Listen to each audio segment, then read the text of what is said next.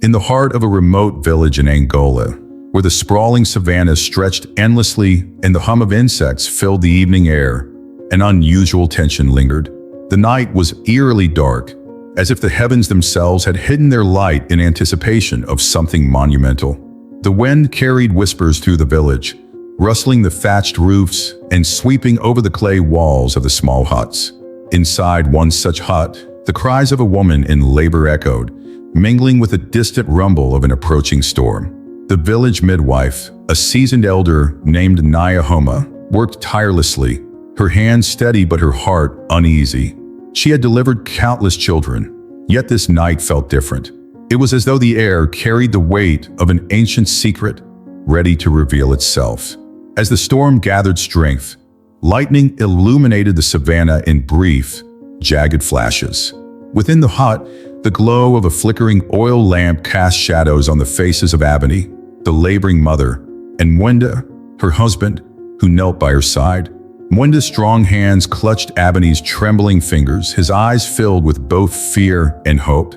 "You are strong, Ebony," he whispered, his voice steady despite the turmoil outside. "Our child will be a blessing." Ebony's cries reached a crescendo, and then, suddenly, silence. The stillness was broken only by the soft, sharp gasp of Nyahoma. She froze, her experienced hands faltering for the first time in decades.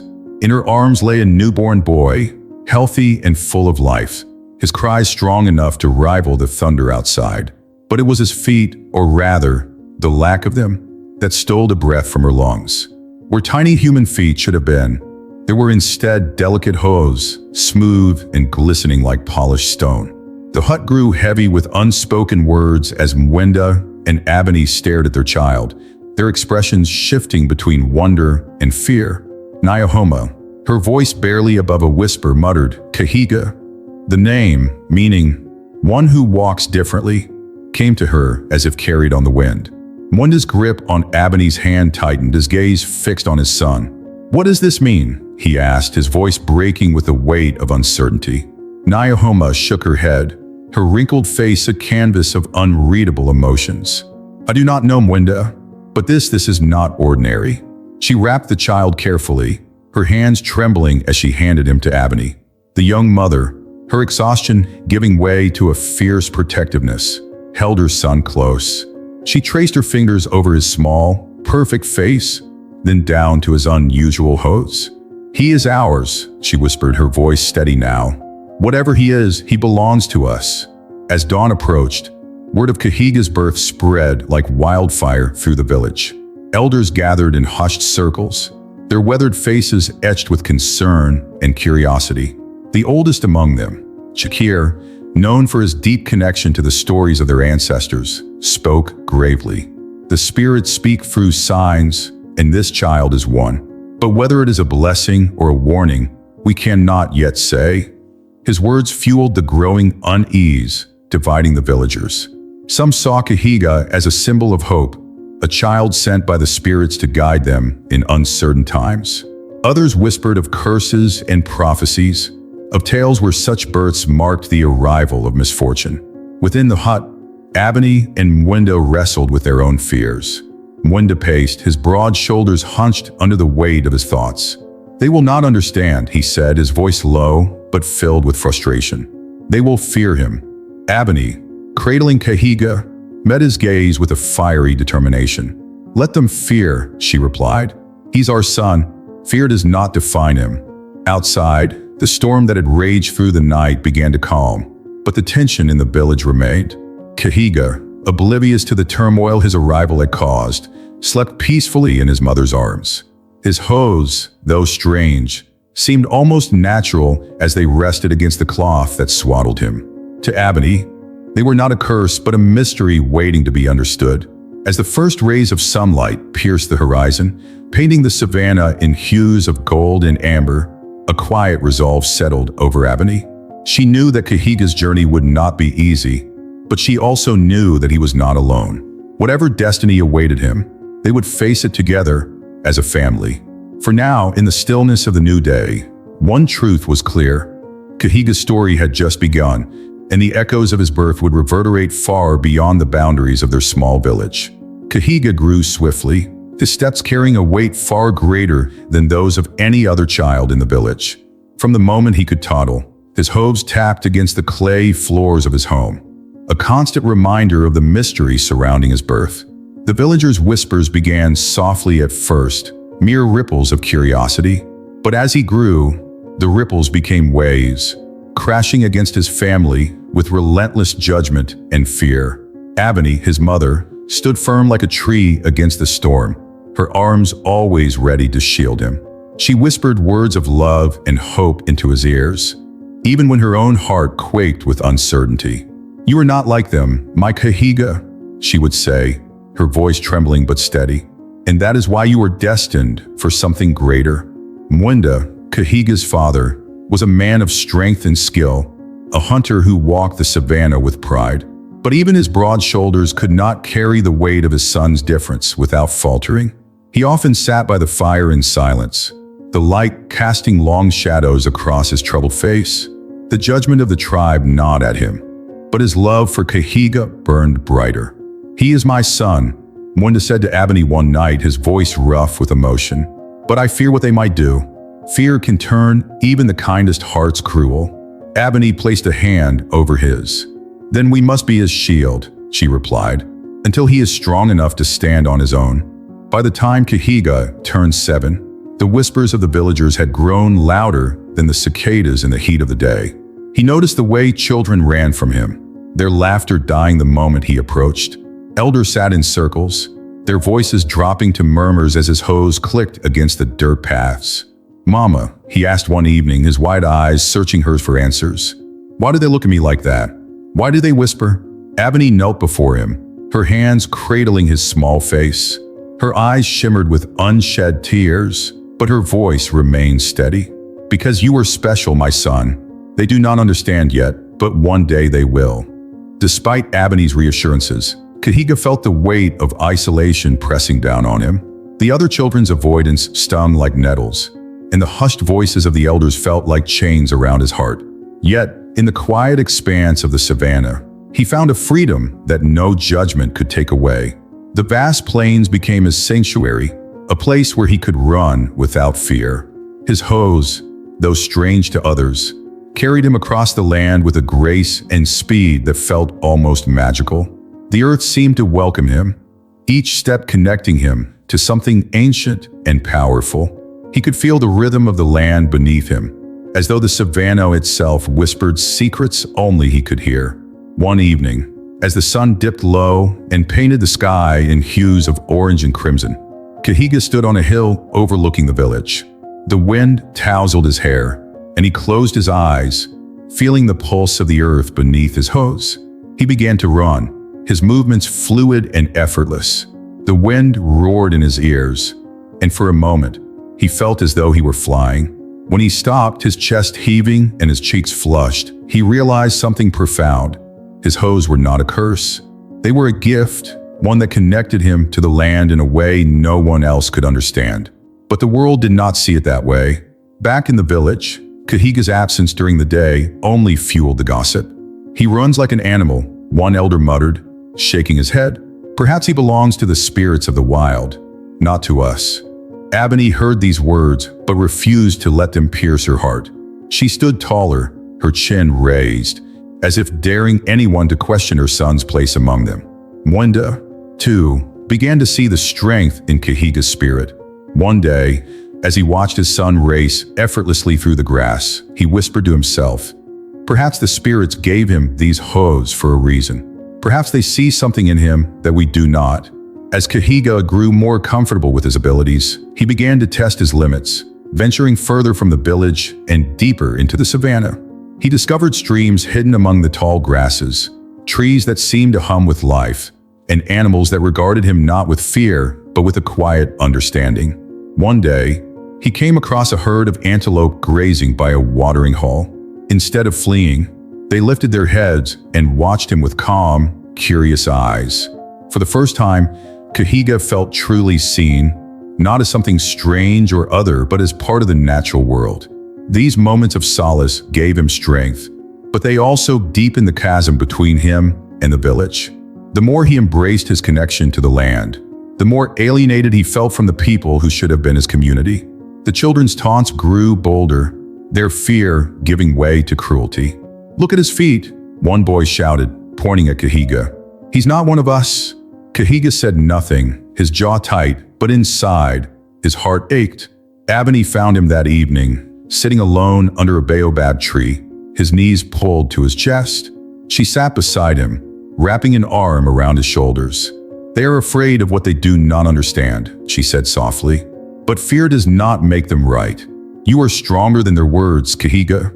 In the quiet of the night, as the stars stretched endlessly above him, Cahiga began to believe his mother's words.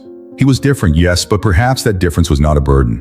Perhaps it was something else entirely, something that could not yet be understood but would one day reveal its purpose. As the village lights flickered in the distance, Cahiga made a silent vow to himself. He would not let their fear define him. Whatever his destiny, he would face it head-on, with the strength of the earth beneath his hose and the fire of his mother's love in his heart.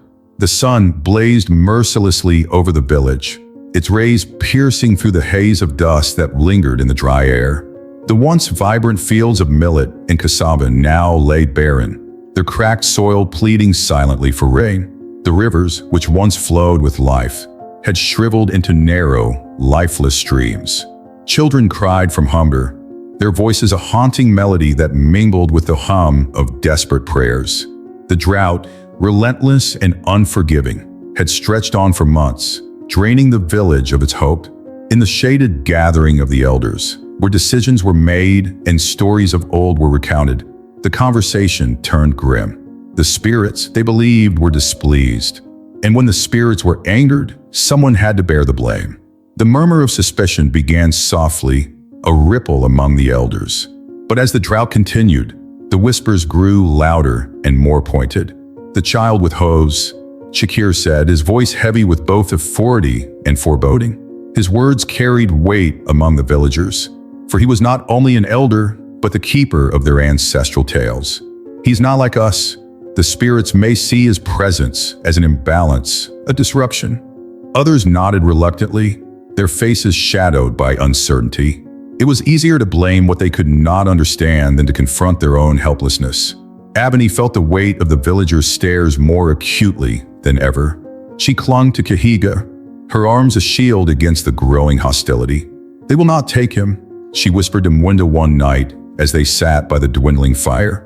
Her voice trembled, but her resolve did not falter. Mwenda stared into the flames, his jaw clenched. "If they believe he is the cause, they will not stop. They will demand something of him, something we cannot refuse." The inevitable came during a village assembly, the elders seated in a solemn circle. Shakir stood, his voice commanding silence. "We must seek the guidance of the spirits," he declared, "and the boy must go. Only he can mend the bond that has been broken. He must journey to the Ngoma tree and bring back a sign of the spirit's favor. If he succeeds, the drought will end. If he does not, he left the sentence unfinished, the unspoken consequences hanging heavily in the air." Ebony rose to her feet, her voice breaking through the murmurs of the crowd. "He is just a child," she cried, clutching Cahiga to her side. "You cannot send him alone into the wilderness. What you ask is cruel." Her plea was met with silence, save for the crackling of the village's central fire. Shakir's gaze softened, but his tone remained firm. "The spirits demand sacrifice, Ebony. If he is truly meant to be among us, they will guide him. If not," his voice trailed off, and he turned his eyes to the ground. That night, in the quiet of their home, Mwenda knelt before Cahiga. The boy sat still, his wide eyes reflecting both fear and curiosity. Mwenda placed a hand on his shoulder, his voice low but steady. "Cahiga, my son, you carry something within you that I do not understand. None of us do. Perhaps this journey is the answer we seek. Perhaps it will show us why you are different." Ebony turned away, her shoulders shaking as she fought back tears. Cahiga looked between his parents, his young mind grappling with the weight of what was being asked of him. "Will you come with me, Baba?" he asked, his voice trembling. Mwenda's silence was answer enough. The morning of his departure arrived with a heavy stillness. The village gathered to watch as Ebony knelt before her son, tying a small satchel to his back.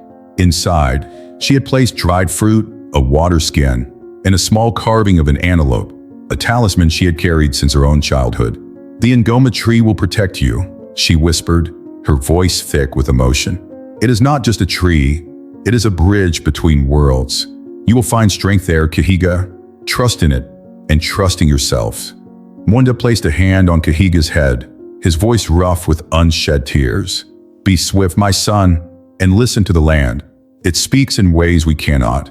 As Kahiga stepped beyond the boundaries of the village, his hose crunching against the parched earth, the weight of their gazes pressed heavily on his back.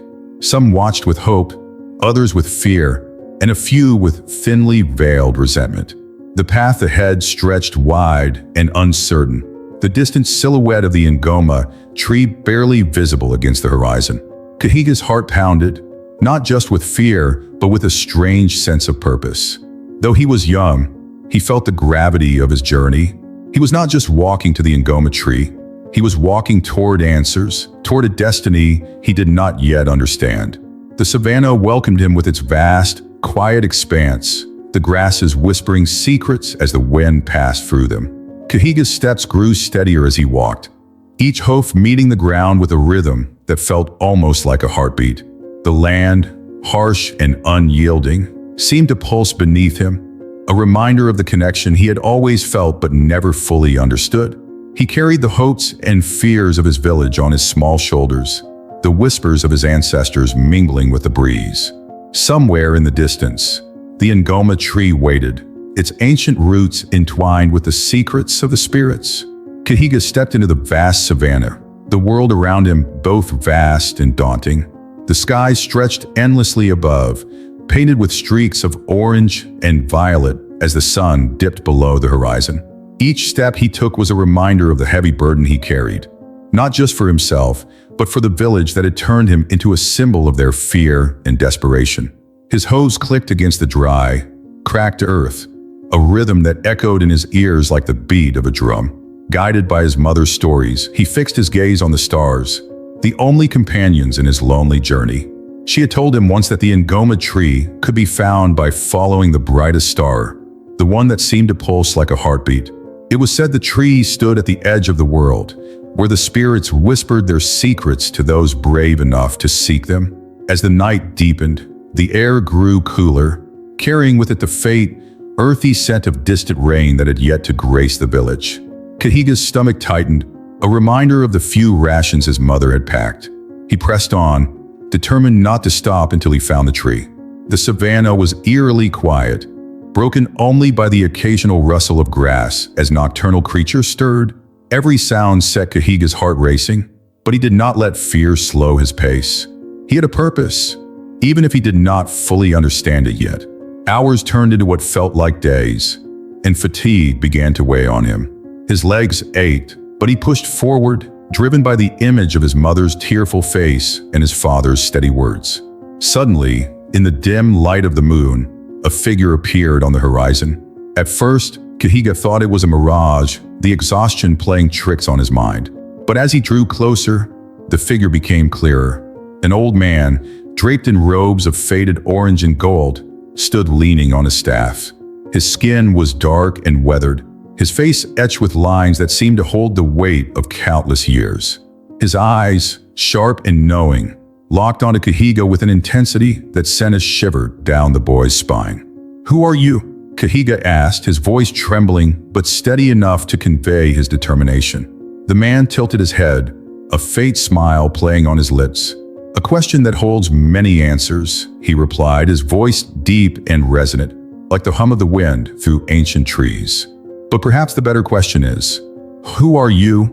Kahiga hesitated, unsure of how to respond.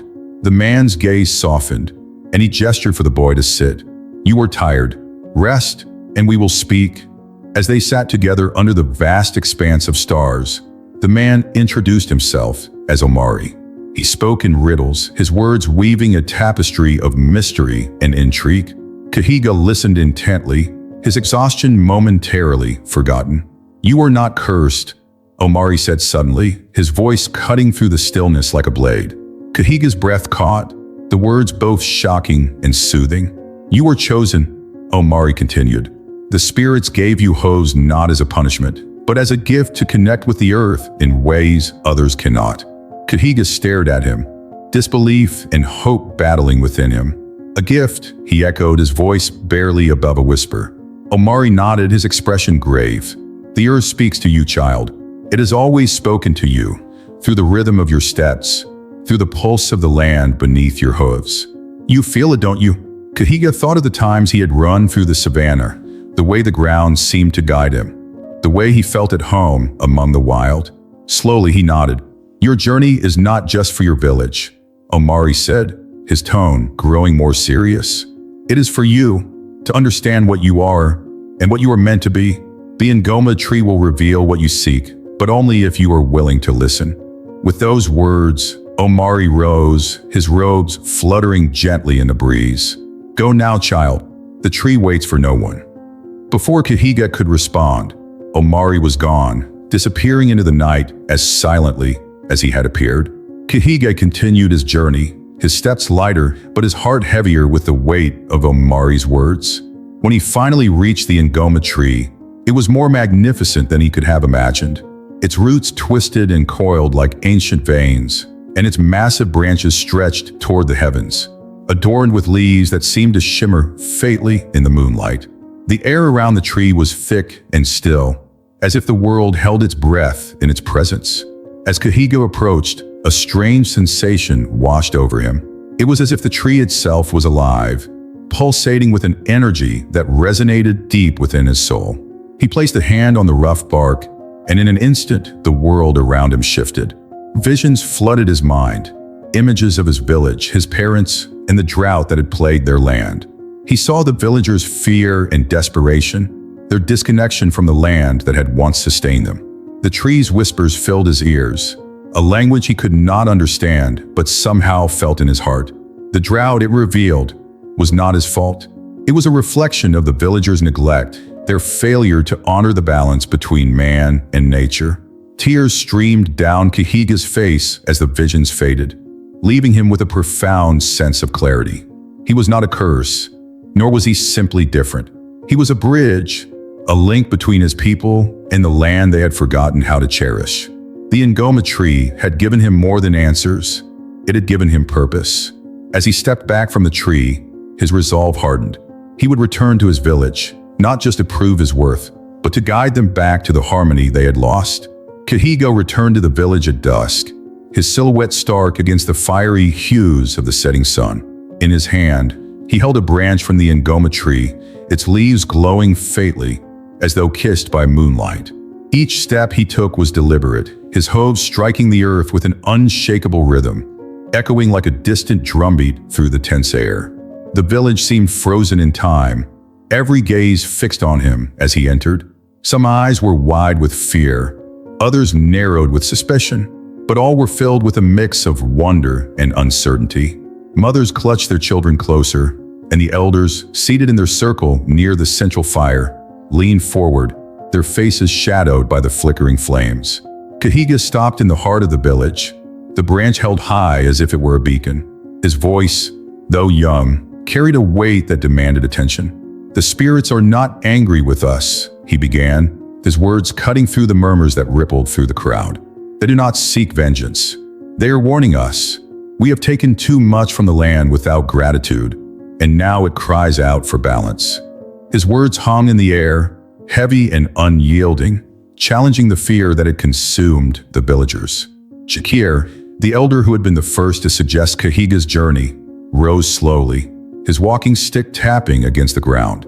His expression was unreadable, a mask of skepticism and lingering authority. "And what proof do you bring of this?" he asked, his voice sharp, piercing through the silence. "Words are easy, boy. The spirits do not speak so plainly." Kahiga stepped closer to the fire, his face illuminated by its glow.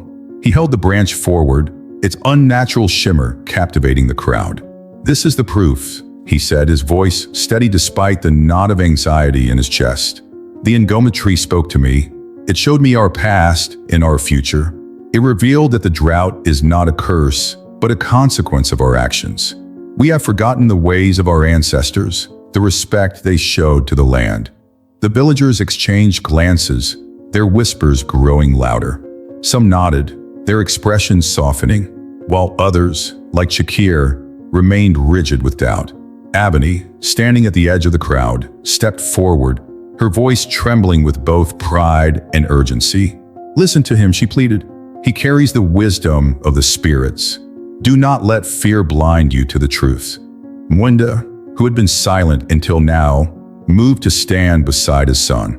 His presence alone commanded respect, his tall frame and weathered face embodying strength and integrity. He placed a hand on Kahiga's shoulder, his voice firm, yet filled with emotion. "I see the truth in his eyes," Mwenda said, his gaze sweeping across the villagers. "The boy who left us was a child, but the one who has returned is something more. He's not a curse. He is our bridge to the spirits." Shakir's expression faltered, but before he could respond, a low rumble interrupted him. It was faint at first, like a whisper carried on the wind, but it grew steadily louder. The villagers looked up as dark clouds began to gather, rolling in from the horizon like an unstoppable tide. A sudden breeze swept through the village, carrying with it the cool, metallic scent of rain. The first drops fell softly, pattering against the dry earth, and then, as if the heavens themselves had burst open, the rain came in torrents. The villagers stood motionless, their faces turned skyward, the cool water cascading over them like a baptism. Tears mixed with rain as cries of joy erupted. Children danced in the mud, their laughter breaking the tension that had gripped the village for so long. Ebony fell to her knees, her hands pressed to her face as she sobbed with relief. Mwenda looked to his son, his expression a mixture of awe and gratitude. "You were right," he said softly, his voice barely audible over the sound of the rain. "The spirits have spoken through you." Even Shakir, who had held on to his doubt with a grip like iron, seemed to falter. He stared at Kahiga, the rain streaming down his face, and finally nodded, a reluctant but genuine acknowledgement of the boy's words. One by one, the villagers approached Kahiga, their fear replaced with reverence. Some knelt, murmuring blessings, while others touched the branch he carried as if it were a relic of divine power. Kahiga stood amidst them, the rain soaking him to the bone. But he felt neither the cold nor the weight of their newfound respect. Instead, he felt the earth beneath his hose, pulsing with life once more, as if it too rejoiced in the harmony being restored. He knew the journey was far from over, that the lessons of the spirits would take time to heal the wounds of the past. But for the first time, he felt not like an outcast, but like a part of something greater, a bridge not only between his people and the spirits, but between the past and the future. As the rain continued to fall, soaking the parched land, Kahiga's resolve deepened. This was only the beginning. In the months that followed Kahiga's return, the village underwent a transformation that seemed almost as miraculous as the rain that had saved their crops. Guided by the wisdom he had gained from the Ngoma tree, Kahiga began teaching the villagers how to live in harmony with the land. He showed them how to dig channels to capture and preserve rainwater, how to plant trees that would protect the soil and provide shade, and how to honor the spirits by offering gratitude for each harvest. The dry, cracked fields began to heal, and with them, the hearts of the people who had once feared him. At first, there was hesitation. The older villagers, clinging to tradition, struggled to accept advice from the boy they had once considered a curse. Shakir, though quieter than before, still observed with wary eyes, reluctant to admit how deeply he had misjudged the boy. "What can a child teach us about the land we've worked for generations?" he muttered once, his words carrying to those around him.